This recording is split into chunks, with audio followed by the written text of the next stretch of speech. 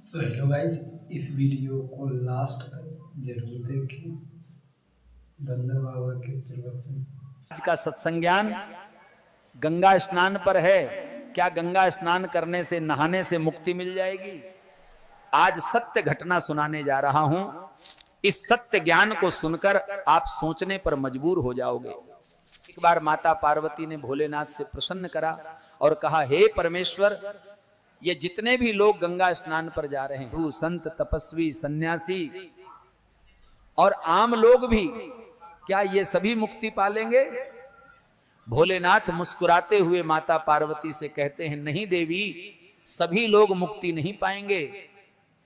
फिर माता पार्वती ने कहा है, नाथ, जब गंगा स्नान से मुक्ति हो जाती है तो फिर ऐसा क्यों कह रहे हो?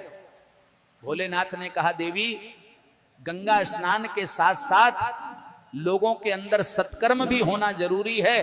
और माता पार्वती ने कहा, नाथ, मुझे समझ में नहीं आ रहा, आप मुझे प्रत्यक्ष प्रमाण दे, तभी मैं समझ पाऊंगी। भोलेनाथ ने कहा, ठीक है देवी, मैं अभी आपको उदाहरण सहित आपको प्रमाण देता हूं। और भोलेनाथ माता पार्वती के पास हैं, अदृश्य होकर पृथ्वी लोक पे आ जाते हैं।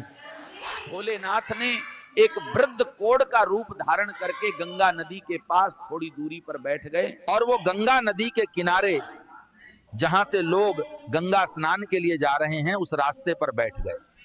वृद्ध बूढ़े का रूप धारण किया, शरीर पर कोढ़ के घाव, शरीर पर मक्खियों लग रही हैं। सभी लोग गंगा स्नान के लिए जा रहे हैं। भोलेनाथ उन सभी से हाथ जोड़कर विनती कर रहे हैं।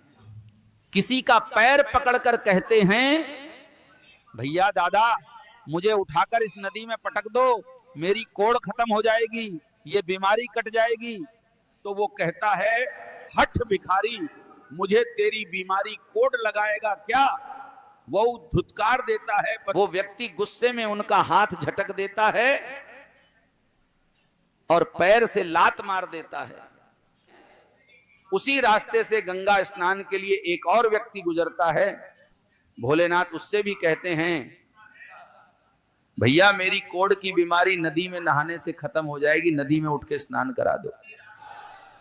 उसके मन में थोड़ी दया आई, वो रुका और सोचने लगा कि कैसे इसको उठाओ। अगर इसको उठाकर मैं नदी में ले गया और कहीं इसकी बीमारी मुझको लग गई।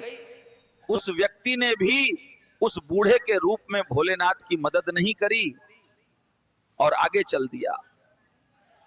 ये सारा दृश्य और लीला माता पार्वती सब देख रही थी और समझ रही थी। ऐसे ही भोलेनाथ ने सब लोगों से विनती करी, साधु संत और आम लोगों से, जो गंगा स्नान पर जा रहे थे, सबसे कहा हाथ जोड़कर कि मुझे यहां से उठाकर नदी में पटक दे,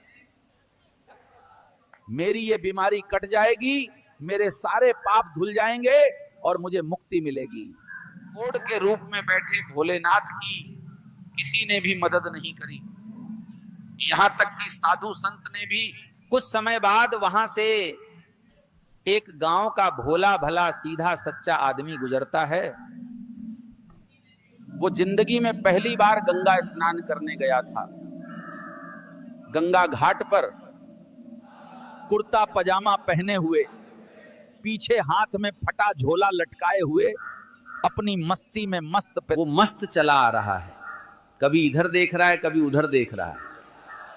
ये सब उसके लिए पहली बार अचंबा था, क्योंकि उसने पहले कभी नहीं देखा था। चलते चलते भोलेनाथ के पास से गुजरता है, जो कि कोढ़ का रूप बनाकर बैठे थे। से ही पास में आता है भोलेनाथ, उससे कहते हैं, भैया दादा, मुझे उठाकर नदी में डाल दो तो मेरी ये कोढ़ की खत्म हो जाएगी। उसने पल भर भी देर नहीं करी और ना ही सोचा कि अगर इसको उठाऊंगा तो मुझे बीमारी लग जाएगी।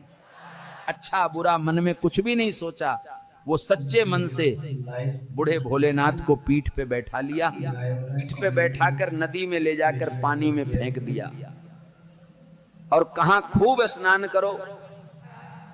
और गांव का सीधा सच्चा आदमी यहां कह के आगे बढ़ लिया अपनी मस्ती में, मस्त। वहां बूढ़ा आदमी, जो कि भोलेनाथ थे, नदी से अंतर ध्यान हो गए, गायब होकर माता पार्वती के पास पहुंचे। भोलेनाथ माता पार्वती के पास जाकर कहते हैं, देवी ये एक ही व्यक्ति मुक्ति पाएगा, बाकी ये जितने लोग हैं सब खोटी हो रहे हैं, इनमें से एक भी मुक्ति नहीं पाएगा। सिर्फ गंगा स्नान करने से पाप नहीं धुलते हैं और ना ही मुक्ति मिलती है। मनुष्य इसी गलत भ्रम में जीता है। तो मनुष्य अपने भीतर सत्यवाद, दया, धर्म नहीं जगाता और दूसरों की मदद नहीं करता, से लोगों से हम तीनों देव भी खुश नहीं होते। फिर वो चाहे रोज मंदिर जाए या फिर भोग चढ़ाए, हम खुश नहीं रहते। मेरी वाणी और कथा समझ में आई है तो विचार करना, दया सब पर करना। सीताराम।